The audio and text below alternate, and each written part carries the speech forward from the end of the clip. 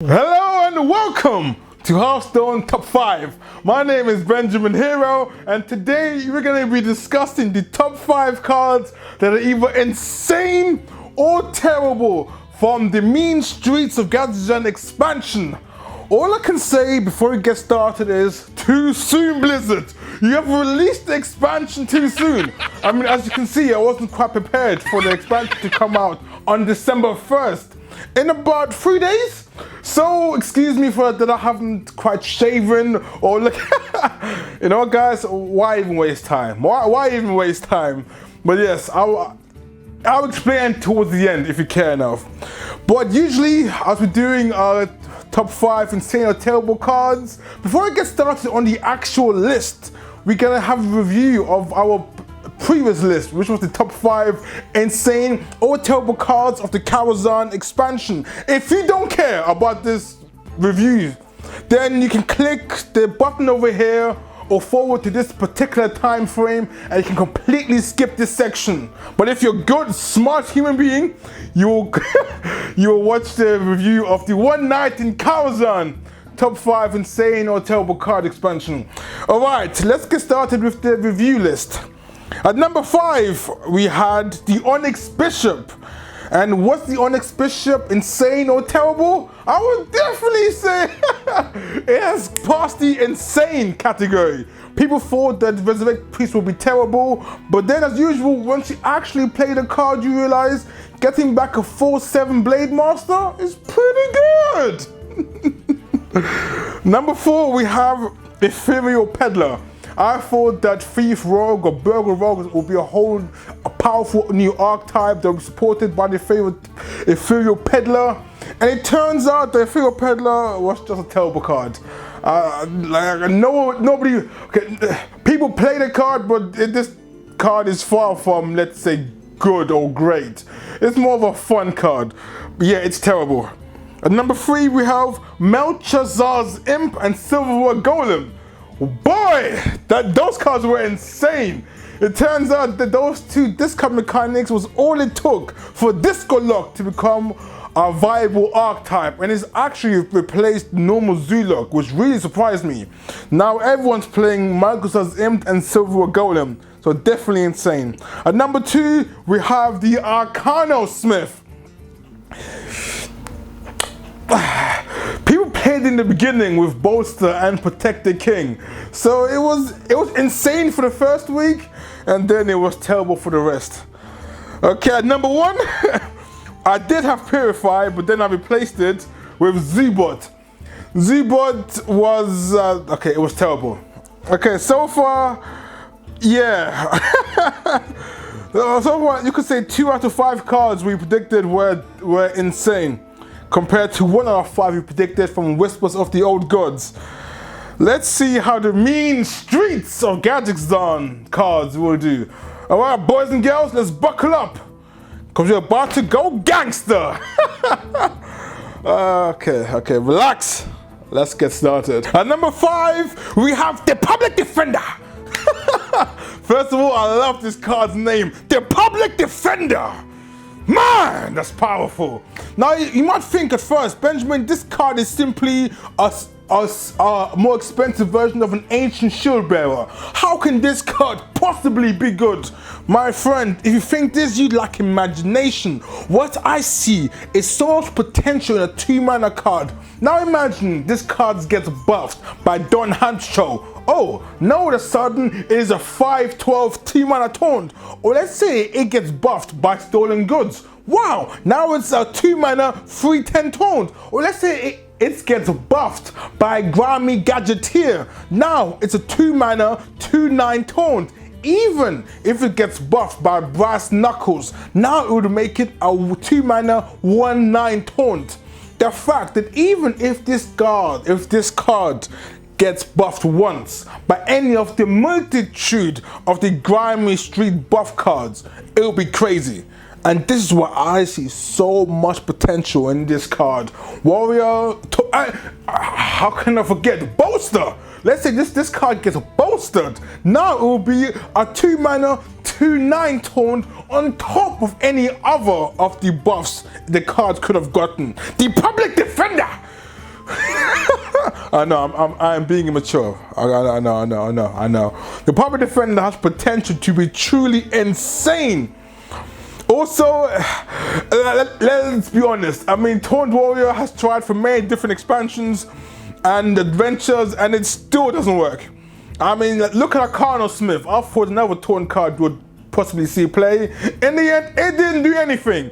So it wouldn't surprise me as well if the Public Defender will get see play in the first 2 weeks, and then you will never see it again. But I have hope the Public Defender will defend its place in the meta. You get me? Let's get to number 4. At number 4, we have Madam Goya.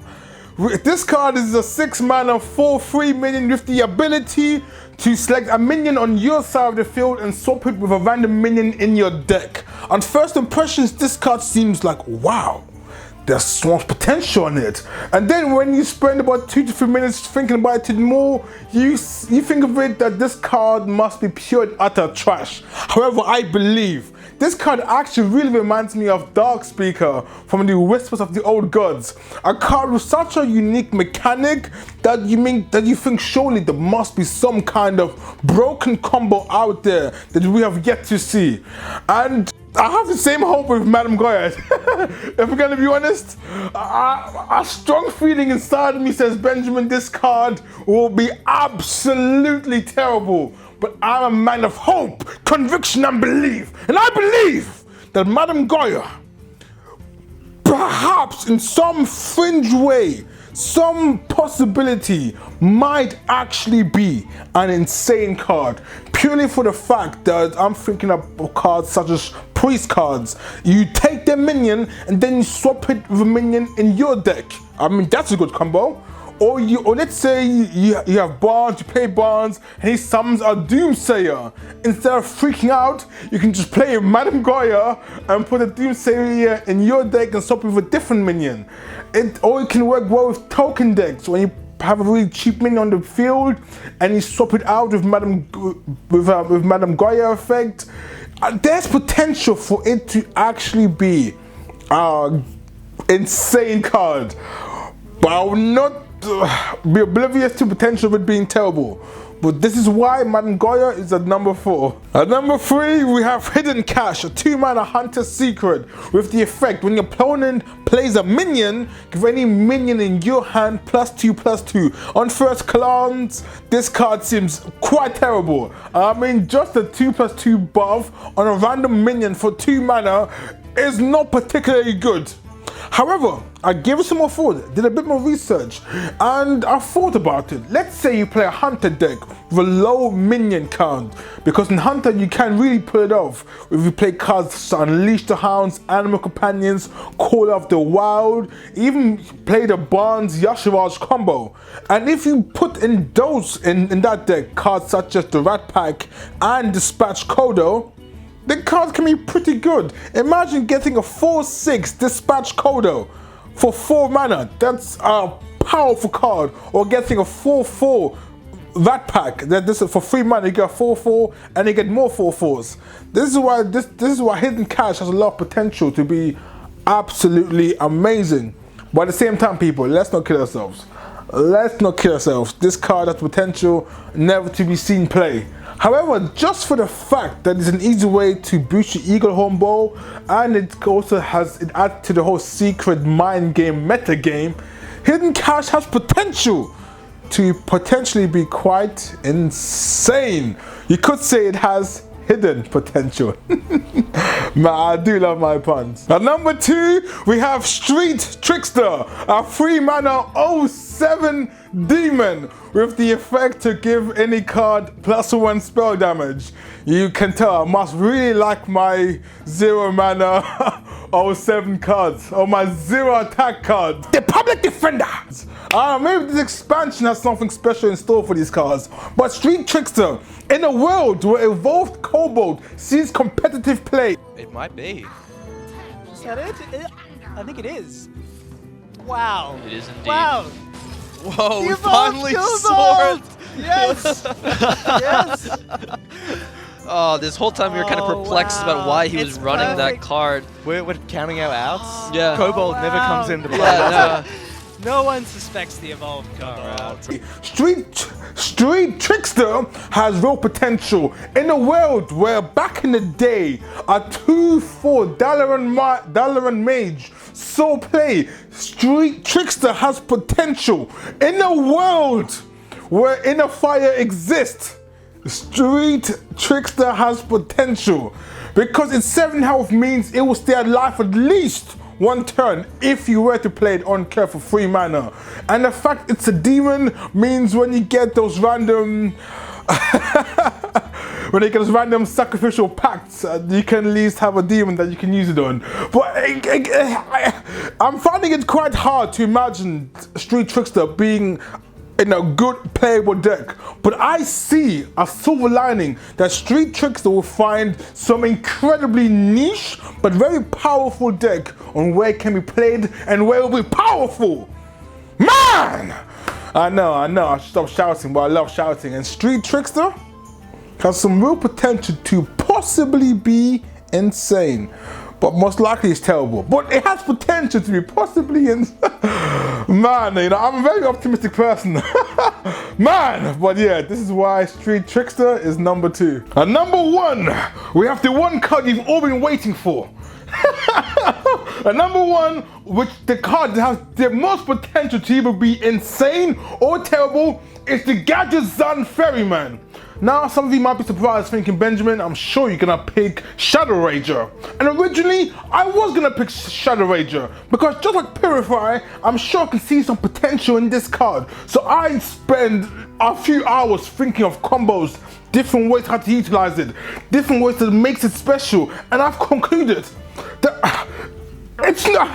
I don't like to say the word impossible, but let's say it's very challenging trying to make Shadow Rager even a decent card because a card called Jungle Panther exists, and Jungle Panther seems to be so much more better than Shadow Rager because the 1 health means it doesn't die to a Ravaging Ghoul or a Maelstrom Portal, and currently those cards are really in the meta. So I'm thinking of what possible way does Shadow Rager have over Jungle Panther? 1 attack. Can Rogue give any minion maybe Wind Fury? And the answer is no. So is 1 attack worth 1 health? The answer is no. No, so Shadow Rager, I'm sorry. I tried, man. I tried. So instead we have the other card which people hate the most. Gadgetzan Ferryman. I see potential in this card. Most people look at it and think, oh, it's a worse Brewmaster, or the card it's just not unique enough, not special enough. But ye of little faith, you lack the imagination. What has been the number 1 complaint that all Rogue players had? Number 1, healing and AoE. Gadgetzan Ferryman gives the Rogue healing. You might be asking, Ben, how's it possible? Ladies and gentlemen, Cthulhu shatters us! Actually, okay, that's a warrior card. Cthulhu is my shield. Cthulhu Rogue can be back in the meta stronger than ever. Ask me how. In essence, if you put in 2 Youthful Brewmasters and 2 Gadgetzan Ferrymans and 1 or 2 Voodoo Doctors, I believe you can even get away with 1 Voodoo Doctor, even perhaps a Socialite. What you do is, whenever we need some healing, you play the Voodoo Doctor, heal your phase, play Youthful Brewmaster, turn the card back to your hand, play Voodoo Doctor again, play Gadgetzan Ferryman, return it back to your hand. Not only have you put tempo on the board by having more minions, you've also healed your phase by 4, potentially even 6, even 8 if you use all of the bounce back effects. And because Voodoo Doctor is so cheap for only 1 mana, you can easily pull it off consistently. And you can use cards such as Shadow Step, which might not be that worth it. But in essence, and Gadgetzan Ferryman works really well with the Cthulhu cards. You play them, bounce it back to your hand, and play them again. It gives Rogue potential to heal, and it makes Cthulhu Rogue stronger. And that small glimmer of hope, I will certainly try Gadgetzan Ferryman in my Cthulhu Rogue. Even though the prospect seems low, you must never give up hope! Man, Gadgetzan Ferryman, you have the potential to be the most insane or the most terrible card in the whole expansion. And that's it. As like I say every single damn time, thank you for committing and making to the end. And if you enjoy what you saw, please think about subscribing. We're about to hit the 10K. Man, 10,000! Damn, it's alright, I guess. man, wow, thank you, people. And you can check out the last episode where I talk about the top 5 unofficially deleted cards. Also, I want to put a sort of challenge. Gadgetzan's coming out tomorrow, and I really want to make Gadgetzan Ferryman work. So if you all try to play the card and see if you can make it work, and then post on Reddit about it, and then say, you know what, I believe the Gadgetzan Ferryman was some kind of hidden tier deck, I'll be so happy. Also, the reason why my videos have been so delayed lately, actually by a week or two, is because I'm working on a brand new series. Something totally different, something different to Hearthstone Top 5, something different to Hearthstone Analysis. It's gonna be a brand new Hearthstone series. And I'm so excited to release it. I'm working on the script at the moment. But again, this is gonna come out soon. When I say soon, very quite soon, because I'm actually almost finished the scripting. Now it's time to record and time to edit. Again, thank you guys for being awesome, passionate, and amazing people. And remember, let's go make the Ferryman work. For now, people, stay awesome, stay passionate. I'll speak to you later. Adios. The Public Defender.